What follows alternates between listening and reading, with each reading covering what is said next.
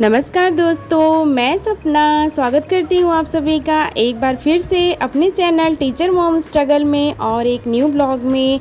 आज है संडे और मेरा हुलिया देख के आप लोग समझ रहे होंगे कि शायद मैं अभी सो के उठी हूँ। हाँ जी हाँ, मैं आज बहुत देर से सो के उठी हूँ। मैं आज उठी हूँ 6 बजे के आसपास, क्योंकि मैं रात में बहुत देर से सोई थी। बहुत सारे स्टडी टास्क थे जिन्हें मुझे कंप्लीट करना था, इस वजह से रात में करीब मैं 2 बजे के आसपास सोई थी। इस वजह से मैं आज सुबह 6 बजे उठी आराम से। संडे का दिन है तो कोई जल्दी नहीं है, कोई हड़बड़ी नहीं है, आराम से काम हो जाएगा। तो मैं सीधे उठ करके बैठ गई पढ़ने के लिए। और क्योंकि रात में कुछ चीज़ें मैंने नहीं कवर कर पाई थी, इस वजह से मैं बैठ गई पढ़ने के लिए। और सुबह बहुत अच्छा फील होता है, सुबह जो स्टडी का टाइम हो जाता है ना अच्छे से, तो फिर पूरे दिन एक मोटिवेशन बना रहता है कि मैंने सुबह कुछ पढ़ाई कर ली। फ्रेंड्स, यहाँ पे मैं आंसर राइटिंग प्रैक्टिस कर रही हूँ। मैं जैसा कि आप लोग को बता रही थी कि हफ्ते में 1-2 दिन मैं ज़रूर आंसर राइटिंग प्रैक्टिस करती हूँ, क्योंकि सारे पढ़े रहने का क्या फ़ायदा अगर मैं उन्हें अपने शब्दों में लिख ना पाऊँ। तो बस उसी तरीके से मैं एक ये चीज़ लेके चलती हूँ कि मुझे आंसर राइटिंग करनी ही करनी है। भले मैं 2 ही 3 क्वेश्चंस के करूँ, लेकिन मुझे कुछ ना कुछ लिखना ही है खुद से। इस तरह से मेरी एक आदत बनी रहेगी और एग्ज़ाम टाइम में मुझे उतना लोड फील नहीं होगा।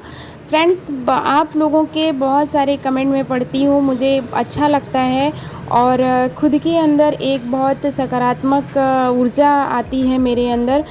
फ्रेंड्स, किसी ने मुझे कल कमेंट किया था कि मैं उन भैया को कुछ कहना नहीं चाहती हूँ, बस मैं इतना कहना चाहती हूँ कि अगर वो मेरा ब्लॉग देखते होंगे तो ये बात वो अच्छे से जानते होंगे कि मैं कैसी हूँ।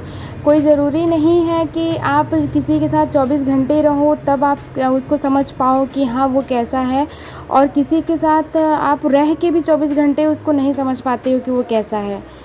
और किसी को आप 2 मिनट देखते हो, उससे बातचीत करते हो, उनके बिहेवियर को देखते हो तो आप समझ पाते हो कि वो कैसा है। फ्रेंड्स, मैं एक बात ये भी कहना चाहती हूँ कि मैं शुरू से बहुत सिंपल साधारण लड़की हूँ और हर लड़की की तरह मेरी भी वो इच्छाएं रहती हैं कि मैं पढूँ लिखूँ और उसके बाद फिर मैं आगे बढ़ूँ। तो मैंने एक स्टेप अपने जीवन का कंप्लीट कर लिया है कि गवर्नमेंट जॉब की मुझे नीड थी, जो मुझे मिल गई और मैं आगे ये तैयारी कर रही हूँ। तो इसमें न जाने क्यों बहुत सारे लोग ऐसे हैं कि जो निगेटिव चीज़ें करते हैं। हाँ यार, मैं भी इंसान हूँ, मुझे भी थोड़ा सा फ़र्क पड़ता है, लेकिन जानते हैं जब कोई मुझे सामने से बोलता है ना तो मेरी एनर्जी डबल हो जाती है। और मैं बहुत बहुत शुक्रिया अदा करना चाहती हूँ कि कभी कभी निगेटिव चीज़ें भी आपको सकारात्मक चीज़ों की तरफ ले जाती हैं। जितनी सकारात्मक चीज़ें आपको नहीं आपके गोल को अचीव करने में एफ़र्ट लगाती हैं, उतनी नकारात्मक चीज़ें लगाती हैं, क्योंकि आप मोटिवेट तो उन नकारात्मक चीज़ों से होते हो ना। सकारात्मक चीज़ें तो अगर आपको सब अच्छा है तो फिर आपको ज़रूरत ही क्या है, ये चीज़ रहेगा। फिर अगर सारी सुविधाएं आपके पास हैं ही, भले वो सुविधाएं आपके हस्बैंड दे रहे हों, आपके माँ बाप दे रहे हों, लेकिन अगर आपके पास सारी सुविधाएं हैं तो फिर आपको आगे बढ़ने की ज़रूरत ही क्या है, क्योंकि आपके जीवन में सब कुछ सकारात्मक है, सारी चीज़ें सकारात्मक है। और आप जब भाई एक सकारात्मक जीवन जी रहे हैं तो फिर आपको स्ट्रगल की क्या ज़रूरत है, बड़े सपनों की क्या ज़रूरत है, क्या ज़रूरत है आपको इतना स्टडी करने की, पढ़ाई करने की।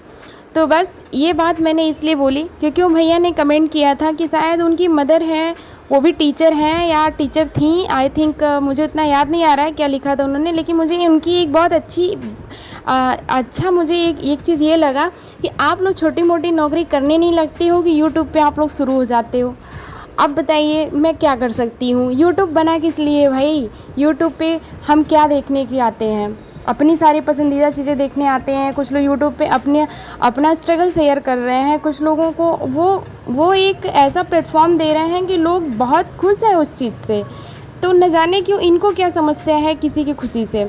अगर कोई यूट्यूब पे अपना कुछ कर रहा है या वीडियोस बना रहा है या कुछ भी कर रहा है, अगर आपको नहीं देखना तो आप मत देखो ना भाई।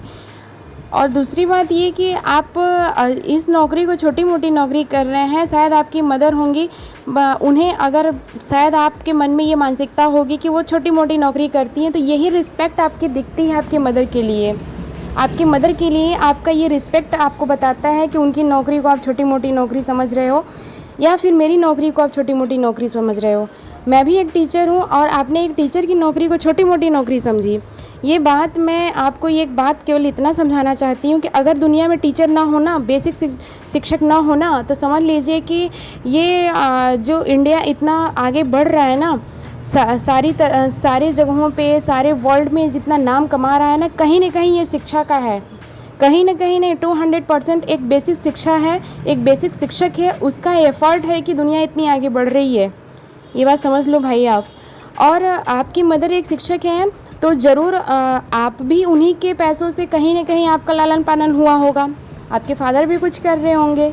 लेकिन मैं आपको बस इतनी सी बात समझाना चाहती हूँ कि एक शिक्षक की नौकरी को आपने छोटी मोटी कहा, ये शिक्षक का अपमान नहीं है, ये उस शिक्षा का अपमान है जो आपने ग्रहण किया होगा, अपने बचपन में ग्रहण किया होगा, और उसी के बलबूते आप बड़े सपने देख रहे होंगे, आप जॉब कर रहे होंगे या फिर आप जो भी कर रहे हैं अपनी लाइफ में, आखिर आप सक्सेस की तरफ एक कदम बढ़ा रहे हो ना, बढ़ा रहे होंगे आप अपनी सक्सेस की तरफ। तो आपको कोई हक नहीं बनता है कि किसी भी चीज़ को आप छोटा मोटा समझें या कुछ भी करें। यूट्यूब पे जहाँ तक बात है कि यूट्यूब पे लोग शुरू हो जाते हैं, तो कोई शुरू नहीं हो रहा है भाई। अगर आप मेरे ब्लॉग देख रहे हो तो आप ये बात समझ रहे होगे कि मैं किन परिस्थितियों से किस तरीके से अपने को स्टैंड कर पाई हूँ। मैं अपने पे बहुत गर्व फील करती हूँ, और अपने जैसी सारी लड़कियों को अपने ऊपर गर्व फील करना चाहिए।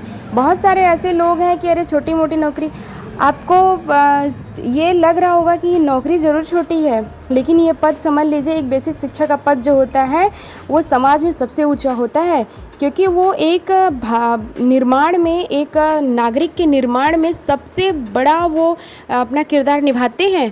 बचपन में समझ लीजिए जो बच्चों को मेन सिखाई जाती हैं चीज़ें, जो सिखाई जाती हैं वो एक पहले तो उनकी माँ जो होती है, वो उनकी फैमिली होती है, उनकी गुरु होती है, उनकी मदर होती हैं।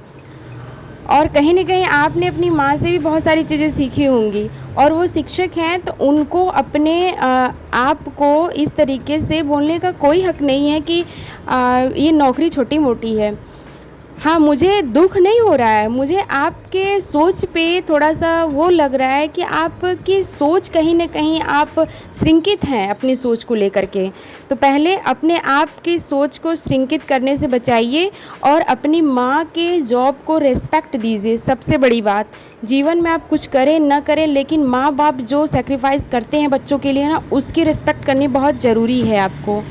दूसरी बात, और ये कहना चाहूँगी कि जो भी हो, आपका कमेंट पढ़ के मुझे पहले तो नकारात्मक फ़ील हुआ, लेकिन कहीं ना कहीं मुझे ये लगा कि आपको जो बेसिक शिक्षा है शायद आप उससे खुश नहीं हैं। हो सकता है आपको अच्छे टीचर ना मिले हों, जो भी रहा हो आपके साथ, लेकिन एक बात ये भी जान लीजिए कि बेसिक शिक्षक अगर दुनिया में ना हो ना, तो एक जो भारत का एक अलग ही निर्माण जो चल रहा है इस समय, वो कभी नहीं हो पाएगा, वो कभी नहीं हो पाएगा। और इसी नौकरी की बदौलत मैं अपने छोटी भाई बहनों का पूरा मैं करती हूँ। अभी मैंने अपने भाई के लिए शॉप खोली इसी नौकरी के बलबूते, और समझ लीजिए कि मैं अपनी छोटी बहन है, मैं उसको पढ़ा रही हूँ, और इस नौकरी की वजह से मैं बहुत अपने को गौरवान्वित फील करती हूँ।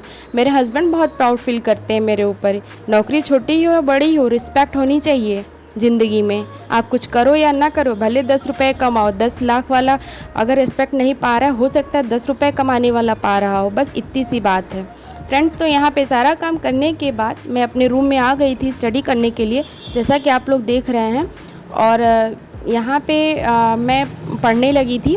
बहुत सारी चीज़ें हैं, बहुत सारी चीज़ें कवर करनी है, तो मेरे पास टाइम उतना रहता नहीं है, तो इस वजह से मैं बस पढ़ने लगी थी। और आज संडे का दिन है, तो इस वजह से मेरे पास थोड़ा टाइम है चीज़ों को मैनेज करने के लिए, तो इसीलिए मैं थोड़ी सी बिज़ी रहती हूँ संडे वाले दिन। इसलिए बहुत दिन से मेरे हस्बैंड कह रहे थे, बहुत दिन से हम लोग आउटिंग नहीं किए हैं, कहीं बाहर नहीं गए हैं, तो हम लोगों ने आज प्लान किया है कि हम लोग शाम को कहीं जाएंगे, और अगले ब्लॉग में आपको देखने को मिलेगा फ्रेंड्स। और एक सिस्टर हैं, उन्होंने मुझे कमेंट किया था, और उनका कमेंट पढ़ के सच में मेरी आंखों में पानी आ गया। मुझे ऐसा लगा कि कोई अपना है जो सच में वो मेरे पे भरोसा कर रही हैं और चीज़ें पूछ रही हैं।